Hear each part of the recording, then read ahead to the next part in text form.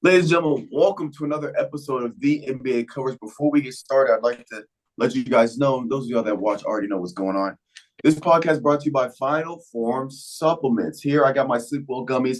I take these every night during the week. Weekends, I don't really take them because I usually have no problem going to sleep. But during the week, when I need good sleep for sure for work, taking these bad boys about 30 minutes before I go to bed. And talk about good sleep. It helps you fall asleep and it helps you stay asleep. I usually have to get up in the middle of the night or I'll toss and turn. These will knock me out throughout the entire night. We got other supplements for protein powder, vegan, whey protein. We have creatine, BCAAs for recovery, all the good stuff. Go to finalformsubs.com and get your 10% off your order. Use the promo code CoachStrib, all caps, no space, Final Form Subs, SUPPS.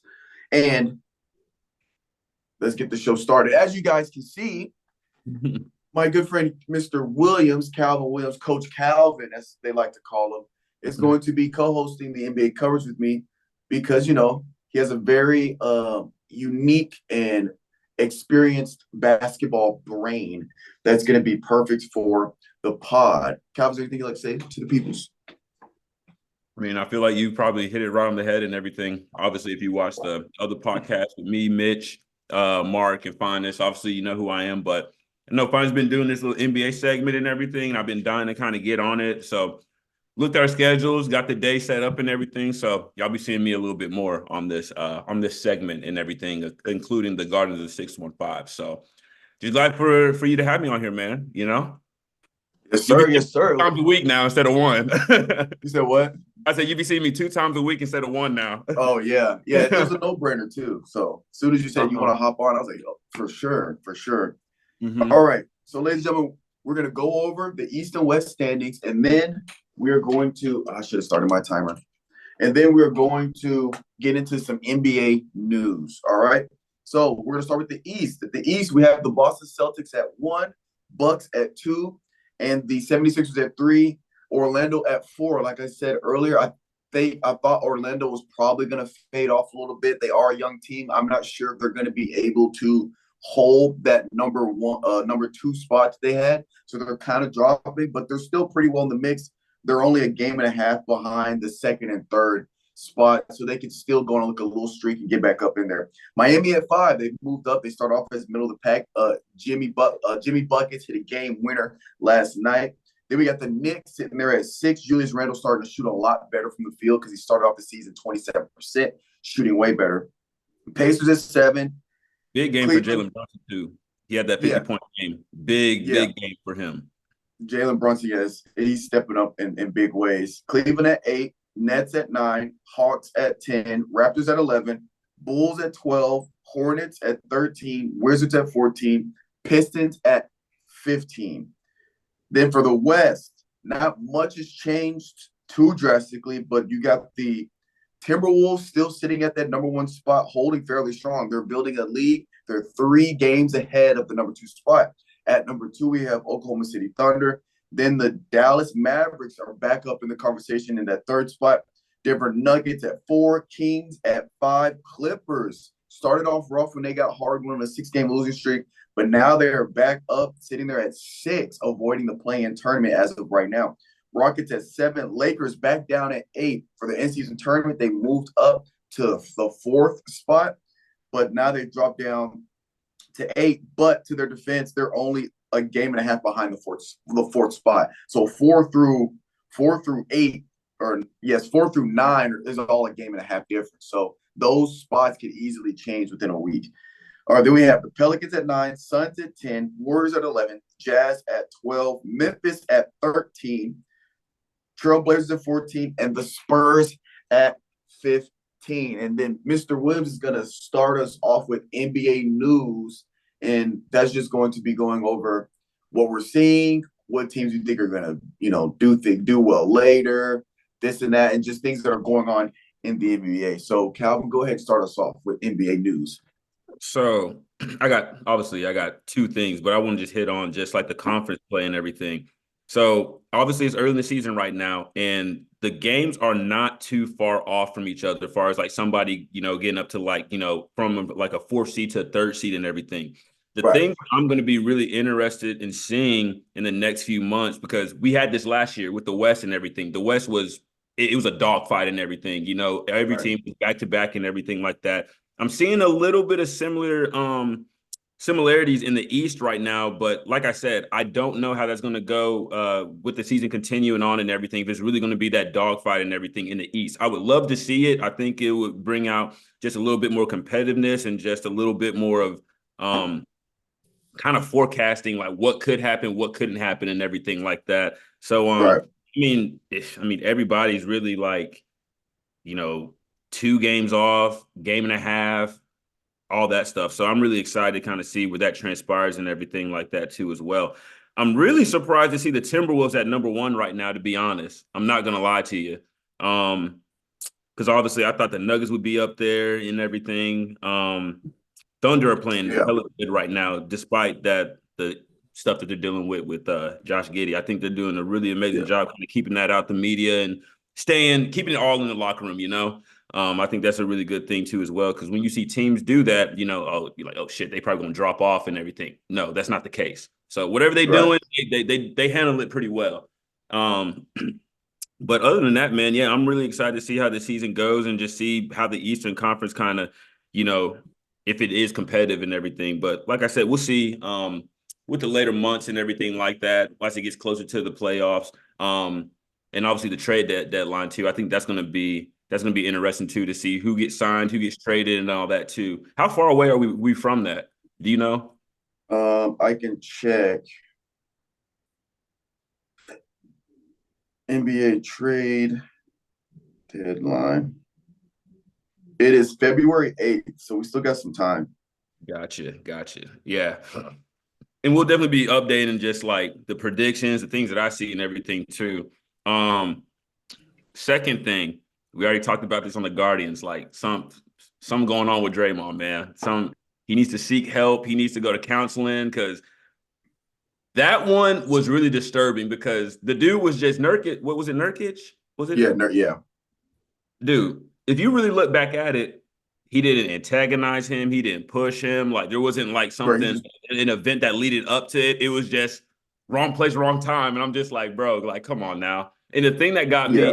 everything he has done, he apologized for that one, but he didn't apologize for, obviously, the Rudy Gobert. That's a different situation and everything. But like him kicking dudes, like low blowing people and everything, like doing little shicey stuff. Out of everything you have done, you're gonna apologize for that one. And I think the reason why, because he was in the wrong. He know he got caught. He didn't have any justification of like, oh well, he did this, he did that, and that Right. was retaliation. Like, come on, man. Like,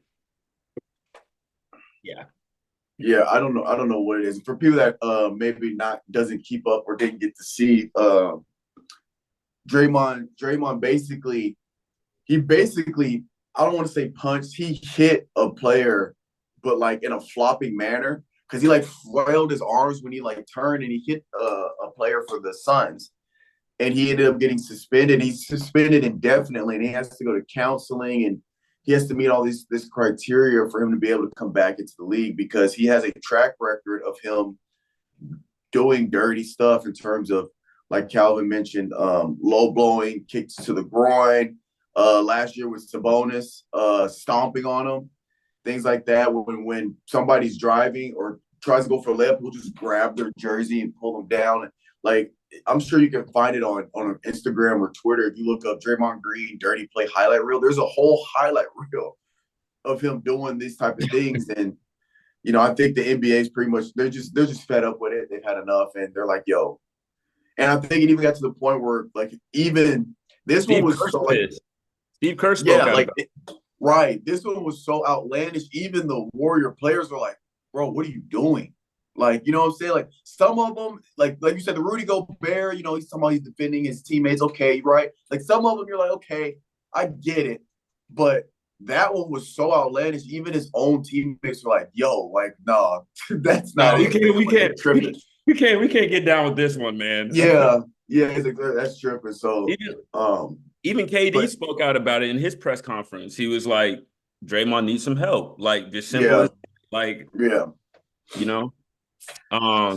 Yeah, man. I'm not a Draymond Green fan. I know he's a big, you know, vital point for the Warriors and everything. Like Yeah. he's scored. He's like he does the stuff that doesn't show up on the stat sheets and everything. And with them not having that on the team right now, I know they're going to be at a disadvantage. But it's like, what do you rather have? Some dude that's going to sneak somebody in the game, or somebody that's actually going to like actually go in there and play? Like, you know what I'm saying? Right. So Yeah. it's a weird situation, man. But hopefully he gets himself straight, does what he needs to do, and gets back on the court without low blowing people. Right. so, Yeah. so yeah. Third thing, actually, man. I'm so excited to see Jaw come back, man. I'm so excited to see him come back. He's coming off a 20-game suspension for whatever. I don't even want to get into what he did or whatever. Y'all probably already know. But yeah, man, I'm excited to see him come back and everything. I know he's itching to hit the court. I mean, 25 games, sitting out and everything like that. I mean, that's a good chunk of the season and everything. So I'm excited to see him come back. I don't want to say it's going to be like an MVP year, but I feel like once he hits the court, he has something to prove and, get back to what he's used to doing and everything. Yes. I'm actually looking up. Okay. He comes back Tuesday. Mm-hmm. Tuesday will be his first game. So, yeah, I mentioned this. I don't know, maybe 2 episodes ago, but I mentioned how I think the West, or not the West, but they were last in the West, or like bottom of the West. And obviously, I always, say like the caveat is Ja Morant's not playing their best player. That's why, they start the season off so bad. And now I'm speculating. I kind of took some time and I was speculating what's the cap for Memphis. Because we can all agree Memphis, with Ja Morant on the team, Memphis is a good team. Mm-hmm. How good, you can debate, but they're for sure at least middle of the pack, maybe upper middle of the pack team, right? Maybe a 5th, 4th, 5th seed kind of thing. Maybe, 4th, 5th, 6th seed kind of thing. So the question is when Ja comes back, 25 seasons, that's about a third of the season gone, right? Mm-hmm. How much, what's the cap for Memphis? You know what I'm saying? Because if Ja comes, they got to start winning right away. Because I think Memphis is most realistic scenario is them. Ja coming back, they start playing well, and it's just making it to the play-in. I don't know if you can shoot for 6th seed from the 13th spot because they're 13th right now. But I feel like 13th to 10 is a reasonable goal. And then if you can get to that 10th seed early, like you still got some games left, and you go on a good win streak, and you get to the 10th seed early, then you can start shooting for that 9th seed, then start shooting for the 8th seed. Then maybe you can climb up from there. But what do you think the cap is? Because I know that you mentioned it's going to depend on how well Ja Morant plays coming out the gate. You got to think about this too. You got to take this into account. So the Suns, they haven't been healthy the whole year. They haven't had Devin Booker. They haven't had KD. They haven't had Bradley Beal. They're 3 main scorers and everything. So Bradley Beal's out for a few more weeks now. Exactly. Injury. So we got to take that into effect too as well. We got to take into effect that the Warriors for the last few seasons have always started like at pretty low, but somehow they get themselves back up. And I think they're going to make some off-season changes, not off-season, but in-season trades and everything to give them that extra push and everything. So with that, oh my God, the Rockets are 7. Yes, Rockets are playing well. Rockets are playing. I don't want to say that they're gonna fall off, but I just with a young team like that that's playing really good, that's usually what happens. Yeah, exactly. Yeah. They're playing their best ball right now. So let's see how good a ball that they're gonna play at the the rest of the year and everything. So I do expect them to drop. I do expect the Suns and the Warriors to go up a little bit, not too much. But for the Grizzlies, realistic. Man, I would say probably like 9 or 10, to be honest. And that really depends on just how well Ja comes back into the lineup, gels with the team and everything like that. So, yeah, man, that's a tough spot to be in. And I didn't realize the West was the standings. And I actually started looking at it. I'm like, okay, we expect the Nuggets to stay, where they are. The Kings, the Clippers, same thing with them. If James Harden and everybody can gel well together, and LeBron, like you just can't take LeBron to the equation. You know what I'm saying? Right. So, oh man, that's tough. I do expect them. I hope. I'm gonna say this. I do expect them to be over the Jazz, within the next few games and everything. I just think the Jazz don't have everything right now, as far as like their team together and all that. But yeah, man, that's damn. The Pelicans are up too. Yeah, Yeah. fine. I don't know, man. It's a toss up. It's really a toss up. I really think that it's going to come down to for the Grizzlies to make that push. They got to win. I want to say 85 to 90% of their home games, and then on the road, you got to still win at least. So Right. I don't. Yeah, because That's hard. That's a hard thing to say or prediction. I would say. right now they're 6.5 games behind the 10th seed. That's a lot of games. Now it's still early, but like you said, they got a home. You can't lose. You got to win at home, basically, and then away, you still got to win more than half your away games if you're trying to make that serious comeback. Because I do, yeah, it's tough. It's tough. It's tough. And then, oh yeah, also I wanted to mention this off the get because it's been a little bit since we talk about in-season tournament. The Lakers won the in-season tournament. LeBron James played phenomenal that game against the Pacers in the semifinals. He scores 30 points in 21 minutes, the most efficient 30-point game I think anybody's had in the history of the NBA. And then and Anthony Davis is playing well. He hasn't been hurt too much so far going into to 20 going on 20 plus games. And he's actually playing well. When LeBron's not playing, he's putting up 45, 47 with 10, 12 rebounds. And the role players on the Lakers are looking good. AR-15 had the game winner against was it the championship game, I think, against the Pacers, or it might have been, forget who it was. He had a game winner. Rui Hashimura is playing well. Christian Woods is playing well. Now, they're not, if you look at their stats, they're not producing at a level that you think that, they're not being productive. But if you watch the game, they're applying pressure on defense. They're rotating on defense. You see the clear communications on screens and pick and rolls. So the chemistry is there. They're a top 10 defensive team.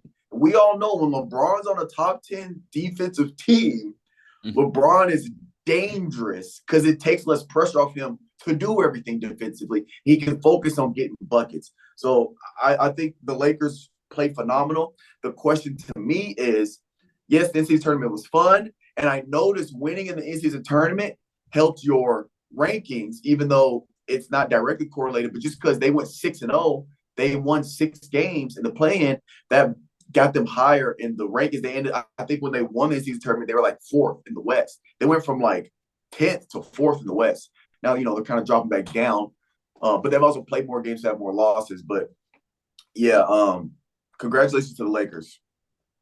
I think with that too, like we've seen this before. We've seen, Anthony Davis put up monster numbers and then he gets hurt, which I hope that's not the case. But if that does happen, I think the person that's going to step up is Christian Woods in that position. Him or Rui.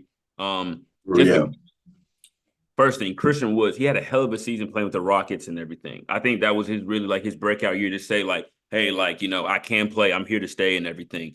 Rui, right. I think, what is this? Is this his second year on the team or third? Yes, second.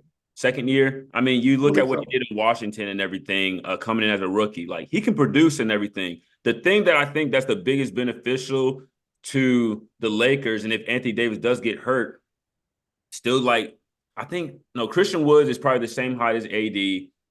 Rui is probably the same height. So you're not giving up the height advantage and everything. In my own opinion, I think they're very, very similar, skill-wise and everything. Obviously, Anthony Davis, I think, is more skilled just with his footwork and everything. But I think, Rui, he has a better jump shot than AD, in my opinion. I think Christian Woods is really a rim protector and everything like that. So if AD does go down, I don't think it would hurt the team that much because you got two backups that you can interchange out to give different looks and all that. So I think that's a great pickup.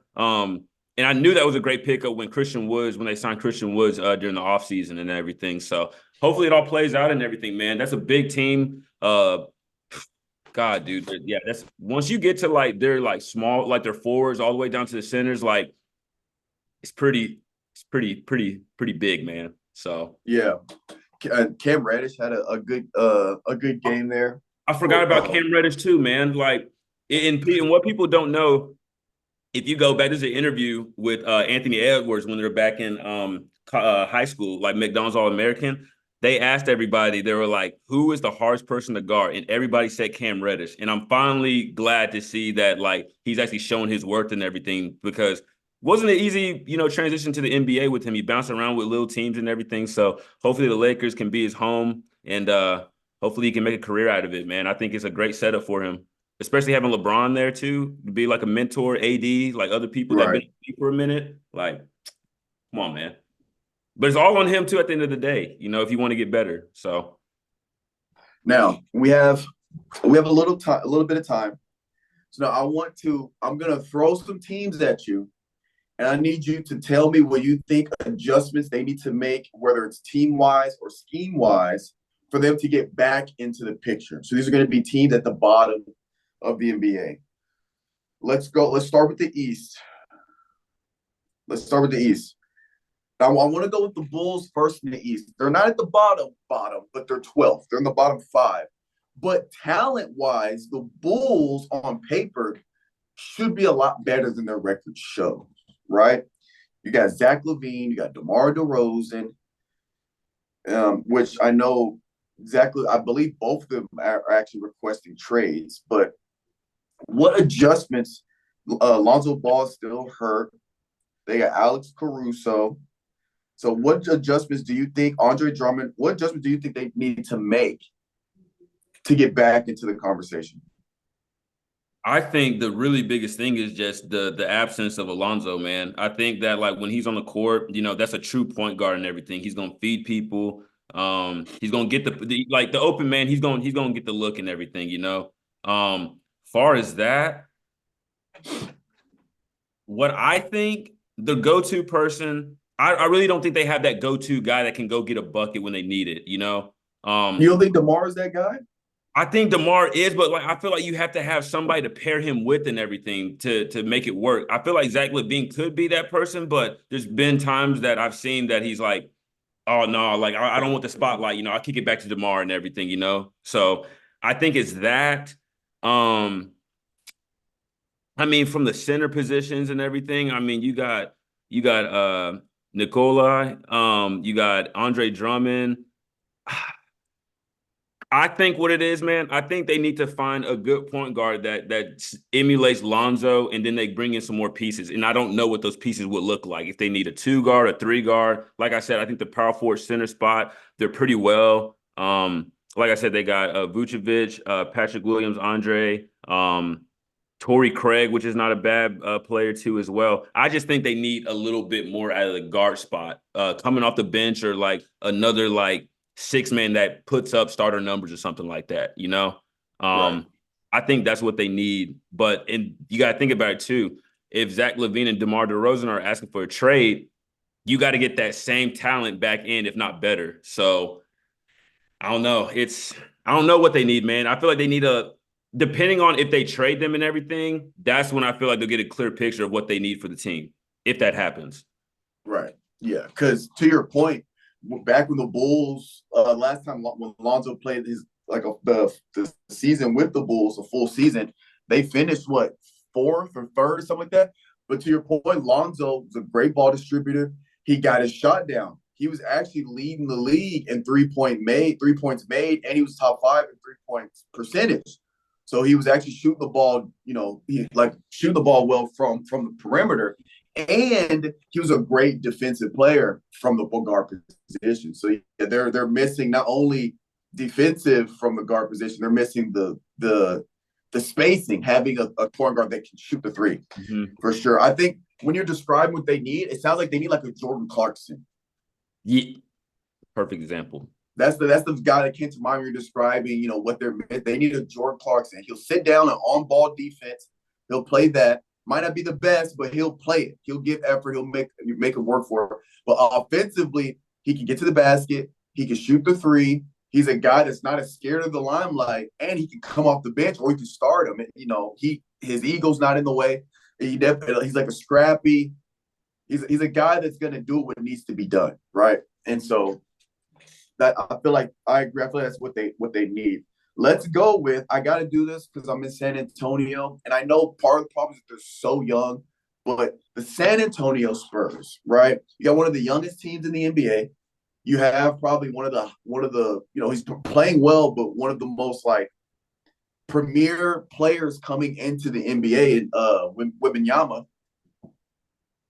What Mhm. do you think the Spurs? I know this is a tough one because I don't really think.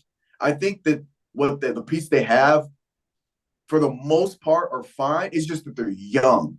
I think they keep their core together 3 or 4 years from now. If Wemby stays, if Wemby stays, they decide to Wimby pay him. stand. Right, right.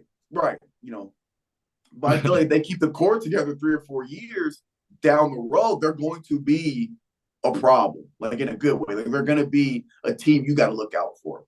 But for Mhm. right now, what's some things, or at least you would want to see them start to work on here at this point in the season?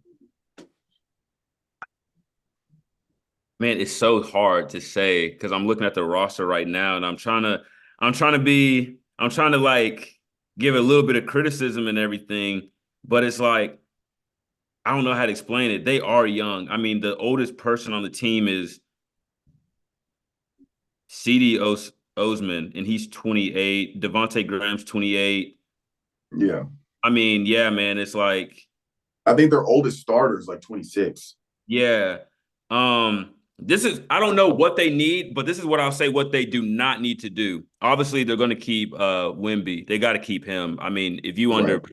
Coach Pop, like he's gonna keep you for a long time. Like he's not gonna let that guy go away. I think the next thing you need to do is find a way how to keep what's his name? Keldon Johnson. I feel like those are the two Mhm. big people right now Yeah, that you need for sure. that you need to keep on the team and everything. Um, I like Collins too. I think Collins needs to be a part of that from the big man position. I think so too. And then, man, I don't. That's really the only three people that I think you need to keep and everything. Obviously, I think you can keep Trey Jones. I think he's a good point guard and everything. But man, I just don't really know. I think the really biggest thing is keeping those three people together. Because obviously, I think Keldon and Wimby are definitely gelling well together. I think it's almost like you kind of build around them. To be honest, Right. I really think that because I mean, with Wimby, I mean if he's not scoring the ball or whatever, like he's protecting the rim. You're gonna get the defensive out of him and everything. Right. Kevin Johnson, he's a great player, shoots the shit out of the ball. I mean, that one game that we went to, I mean, the dude was turning up. Like he's a really Right. good player. Um, yeah, man, that's my prediction to be honest. Is keep those two together. Obviously, they're in a rebuild year and everything, so don't expect them to, next year be, number one seed or whatever. Like it's gonna take time, especially with Popovich. He's not the type of coach just to sign superstar names and everything and hope for the best. So yeah, man, I think it's just keep those three people together and just see how it plays out and everything, to be honest. Right.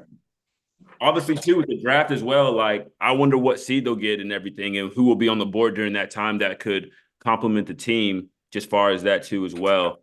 um what I would like to see them do, I would love to see them get like a dominant point guard, like a point guard that can play the 1-2 position where you can move him over to the two guard, put Trey Jones in and off the bench and everything. Because I feel like Keldon has the small forward locked down and everything right now. He has that. You can move Wimby to. I mean, he's definitely a center, but he's more than a center. He has guard attributes and everything. So I don't know, man. It's a toss up. Like actually, write that down. Write that down and everything. Once the new year starts, well, once the new NBA season starts and everything, I can give a better prediction with that, I think. So, Okay. All right. One thing I just want to point out for the Spurs is their pace. They're number 3 in the NBA in pace, but they're 25th in points per game. So when I look at that, that tells me that something's off. Well, if we go down to field goal percentage, they're 25th in field goal percentage, right? So that just means that their shooting is just not as well. Not only that, but their 3-point percentage is also 26th. So, and defensively, they're 24th. So for me, when I see them play, it's like, oh man, they got a good core. Wemby's on fire, like you said, like they gel well, they have moments, but I think they're a little inconsistent shooting wise. And field goal percentage is it's rough. So like they're kind of streaky. Obviously, part of that is because they're young.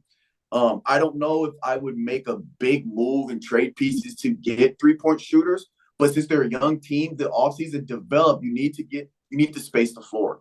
You need people you can put on the perimeter that can hit shots to get your three. Because in today's game, if you can't shoot the three decently, you don't have to be great, but if you can't shoot it decently, it's going to be very, very hard for you to win in this league nowadays. So they gotta work on 3-point percentage, and they gotta just find a way to shoot the ball or put the ball in the basket more efficiently, so that they're not 25th in the NBA. But again, it's still early. But I'm excited to see this team in a few years down the road because of how young they are. And then Greg Popovich, you're talking about one of the best developmental coaches in the history of the NBA. So to take a core with this raw talent and develop them 3-4 years down the road, I have no doubt in my mind Popovich can turn this team into something serious. So you know what I think they could do? I can see them doing once Wemby gets his adjustments and everything. Like this is first year, give him a little bit of time. But I can see that year two, mid year 2, year 3, where they're gonna start running the ball more through him and everything. I can definitely see that. Yeah. Kind of more like a Jokic, basically, like how they run the ball him and everything like that. Right. So, he'll bring the ball up the court and stuff. Yeah. Or to start off the play, he'll be, free throw line extended or whatever. They throw it to him. He's so damn tall. He can look over anything, just dump pass, get to the rim, kick out, all that stuff. I really think it's going to be like I said, I don't want to speak for them and everything, but I can see them doing more like a freelance offense of just really just read and react and just play off of that. So we'll see. We will see. All right. Well, it looks like that is time for us. Ladies and gentlemen, y'all heard it here first with the new co-host, Coach Calvin. But that's going to be all for us today on the NBA coverage. We'll catch you guys next week. Y'all have happy holidays. Stay safe. Stay warm.